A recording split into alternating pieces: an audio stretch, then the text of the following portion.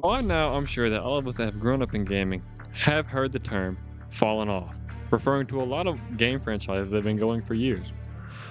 Now, is that really true? Today, we're going to take a look at one of the oldest gaming franchises in recent years that's still going, Call of Duty. We're going to look at Black Ops in particular. Sorry, all my Modern Warfare fans. I was a Treyarch boy, and this is my channel, so we're going to do what I want. As we get older, I think we find that the multiplayer was way more important than we give it credit for. For instance, it gave the setting of the game. So in Black Ops 1, it set you in the tone of the 60s, the 70s. And in Black Ops 2, it gave you that futuristic but also still realistic vibe, as in it could be a reality in 50 years. It also got us familiar to the gunplay, like all the equipment, everything. It got us like a tutorial, if that makes sense. Even though we didn't care for the topics then, I think we care a lot more now. As we get older, the nuances carried over from the game to the multiplayer. In recent years, I think that it fell off a lot. Not only did Black Ops 4 just not even include it, a lot of newer games focus a lot less on the campaign and a lot more on the gunfights because attention spans have gone down so much. Not only have attention spans gone down so much, literacy rates have also gone down, and a lot of different elements are just lost on the newer generations. Am I saying newer generations are stupid? Yes. Am I saying that we should start catering to the older generations? Yes. Why don't they? Because we don't bring in money like we used to. The new gens, they spend all the money. Oh, and the multiplayer. Grenade! One of the key differences between multiplayer today versus multiplayer back then was the lack of tweaks. Older software meant less updates, if at all. Guns, if they were really good, stayed really good, and if they were really bad, stayed really bad. That led to a lot of infamous weapons. The FAMAS, Brecci, Ballista, Galil, dual-wielded Rangers, etc. I'm sure I just brought back a lot of trauma and painful memories. But if you were one of the people who used the riot shield and camped, I'm sure you got the widest smile on your face if I ever saw you smack. Anyway, I think that's one of the biggest differences between today versus back then. Games without constant tweaking led to identity being created with the weapons. You could tell the type of person somebody was by the weapon they used, and it also became a staple in the community at the time. You could see all these different type of weapons, and you could also never see a weapon. And did it suck whenever we got meat grinded on shipment? Yeah, those Dragon Breath rounds hurt. But did it also foster a community? Make the game tighter? Yeah.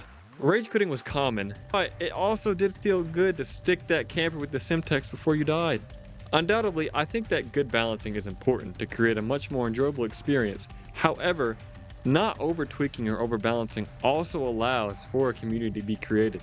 The identity around the gun is often more important than the balancing, in my opinion. We wouldn't have these great memories, I guess horrible memories too, of being destroyed by one-shot dual rangers. Like, who thought that was a good idea? Do I think good balancing is important? Of course. I think it creates a more enjoyable experience all around. However, I think that being uncomfortable is okay in gaming. I think that disliking a weapon creates a unique experience. I don't think that we have to cater to pros, have omni movement, and also those post-game lobbies, boy, if you was using a weapon they didn't like, you was gonna hear about it.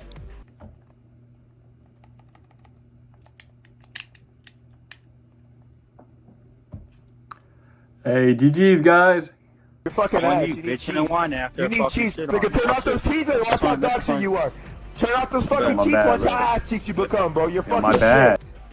That brings us to the next big difference in my opinion. Gaming has taken a huge step forward toward fostering a more welcoming, family-friendly environment, Call of Duty being no exception. And I don't believe this is a bad thing inherently. On the contrary, I think it's a wonderful thing, both business and morally, to be more inclusive to more audiences. That being said, we have to remember what kind of game we're playing, and who's actually playing. This game often has a lot of M-rated topics, and it should be reflected that way in the rating, which it is. And at its core, I think that's what the game is all about. We all want to be cool war heroes without all the bad stuff like the trauma or the PTSD that comes with taking another life. And that's why games like this are so popular. All the middle-aged men want to be war heroes. I don't know if it's just inherent to having testosterone or what. I was no exception. In old Call of Duty, it was not uncommon to have your whole bloodline cursed just because you was using a gun. And nowadays, you could get banned just for cursing at all. Now look, there's a balance. We should not support people being racist or overly offensive on the game, but we should also accept that most people who play this game are grown men and should be allowed to say a few naughty words if they want to. Moderation is a good thing to an extent, but for monetary reasons, most games are taking steps toward making their game family friendly. And it's a game about war and death and violence. Like, what are we doing? A Google search tells me that 42% of all consumer spending is influenced by children. Now, I don't know if that's true or not. I just looked it up. That's a lot of bread and they want to collect either way. And don't get me wrong, there have always been squeakers on the game, but having it endorsed and catered to, it's ruining the gaming franchise. Advertisements and crossovers. It's no secret that most people hate the microtransactions in most games these days, and games seem to love them because it just rakes in all types of money. It all started whenever Black Ops 3 first released Operators.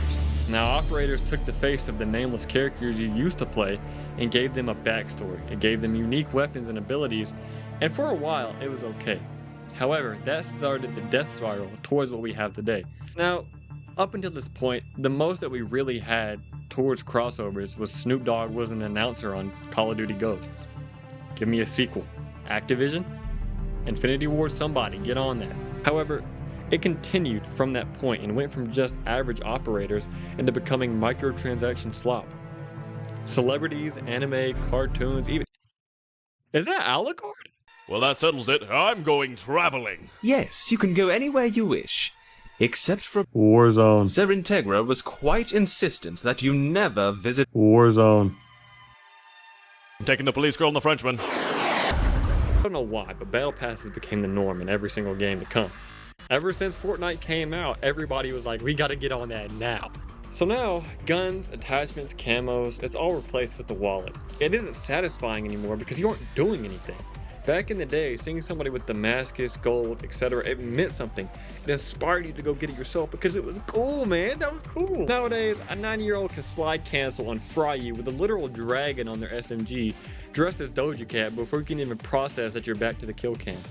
I don't know why Call of Duty thought this would be a good idea, and I guess maybe it is because they're making a lot of money, but it's not Call of Duty. Guns used to have identity. Guns used to be the Ballista. They used to be the FAMAS. Now, not only does every single blueprint change the name, it changes how the class functions entirely. An SMG could be an AR. A shotgun could be a sniper. It's more than just an attachment, it's a change of what it is. And not to mention, reused assets are all over the place, and I'm not saying it's a bad thing, it's a great developer shortcut. However, when every single gun has been used in the past like 8 games, and the only thing that changes is what I spend the money on to get different things, it ruins it for me. I'm just gonna cut to the chase with you. Call of Duty lost soul. It lost its soul for its guns, its people, everything. It's been hollowed out and replaced with a money-hungry corporation. Those operators that replaced the faceless soldiers, they're not even you anymore. The faceless soldiers were never just faceless soldiers. Sure, they changed depending on who you were. Like if you were Spetsnaz, if you were CIA, if you were FBI, sure, they changed. And it wasn't ever consistent. But those faceless soldiers were you. They were the player. It wasn't Peter Griffin. It wasn't Ghost for the 600th time. He showed up one time in one game. He was a great character, but why are we still dragging him? Like, bro, can we please? It wasn't the Spetsnaz soldier that you related to. You saw yourself in that Spetsnaz soldier. That soldier was the young man sitting down on his bed grinding all hours of the night. It was the dude drinking Mountain Dew while watching MLG phase edits, making their own clan, filming on horrible quality. And they would show those clips to their friends at school the next day. That was Call of Duty. Those faceless soldiers were you. The soul was alive. Before those dollar signs replaced the stars in your eyes, you were hyped for the yearly release of the Call of Duty games. You were hyped to see what kind of game modes they would have, what kind of guns they would have, and what you could grind for to become unique. And now, there's nothing unique about it. I'm on blueprint number 47 for the M13, and I still haven't gotten the mono suppressor. I don't take clips and show them to my friends anymore. They don't care. I don't care. Call of Duty has betrayed its core. It is no longer a simple game of just bullets or a simple game of just tomahawks. Now we have moved to cater to the next generation. And look, I really do get it. I get that companies have to make money in order to stay afloat. And this is making the money right now. But is it worth it? Is it really worth it? You have all this money and you have nobody who likes your game. All the pros are complaining and you just cater to them. If they say something is bad or needs to be nerfed, next day is nerfed. And if all the casual players said they like something, it doesn't even matter. You used to have people in your lobbies who would stomp you and you would be stuck with them for like the entire rest of the night if you didn't switch game modes. All that did suck. It's way better than skill-based matchmaking. Now, not only does it take forever to get into a game, the games just suck. The quality sucks. You'll have one game where everybody's just a bot and the next game like FaZe themselves loaded onto the game. I just think that Call of Duty has recently fallen off because it is not Call of Duty anymore. Call of Duty has been replaced with Warzone. Call of Duty has been replaced with celebrities, microtransactions, and things that were just not there when it was created. Companies have to adapt or they die. I recognize that. This is not the adaptation we should be doing. It is actually more unique, and I think that you would garner more money if you went back to the old days. And I'm not talking about remaking Nuketown for the 47th time and putting it in, making a mockery of my home.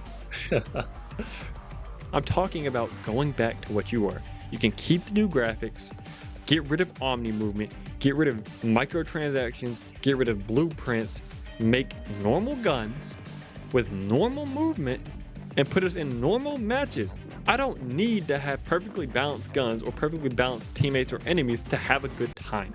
At the end of the day, I'm having a good time because I am immersed. I don't need to be treated like a child and having all these flashing lights in my face. Oh my god, is that a dragon on the gun? Let me go get my wallet and drop my yearly paycheck on it. Like, bro, I don't need that. What I need is to have a normal Call of Duty experience. And this is why the old games are still alive. You can still find matches in the glory days of Call of Duty because people like it. If they were to go back to what the community likes instead of what the pros like, I think you would make a lot of money. We don't need Omni movement. I'm anti-Omni movement. Because at the end of the day, it's not about being the best. Sure, to some people, that may be what it's about. But I think Call of Duty is the blue-collar worker coming home from a long day of work and just getting on the game. I think it is the kid coming home from school hyped to play this game because he has all his friends online and he knows when he gets home that party's about to be jumping. It is not the pros who spend all day on the game with their $1,000 PCs who get to make all the decisions for the game. And it is not the corporate CEOs who sit up at the top making all the trash decisions to kill their game as fast as humanly possible.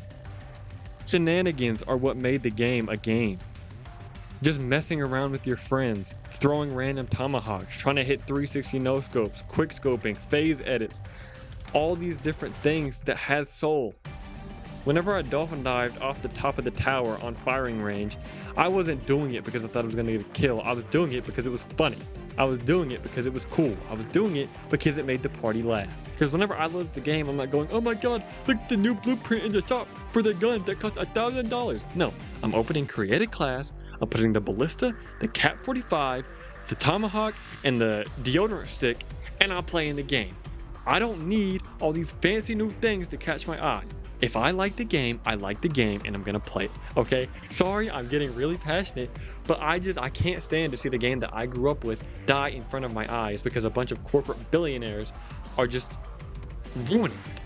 All right, so I low-key just realized this is more of a rant than like a documentary or like a video essay, so my bad. But I think everything I said was true, and I think that it is a valid take to say that Call of Duty has fallen off in recent years.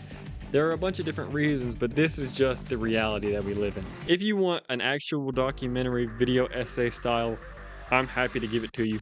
I'll go in game by game, Black Ops 1, Black Ops 2, Black Ops 3, 4, 5, 6, 7, and tell you what I think actually killed the game. But at the end of the day, it lost soul. I can excuse the bad gameplay, the bad graphics. I can excuse everything except for selling out and becoming a shill of what you once were. Anyways, if you enjoyed the video, please hit me with a like. I really appreciate it. Hit me with the subscribe, post notifications, and I have all the different links. I've been a long time Call of Duty fanboy, and I really did enjoy making this video. I'm also learning a new editing software, so if the video is chopped, well, what else is new?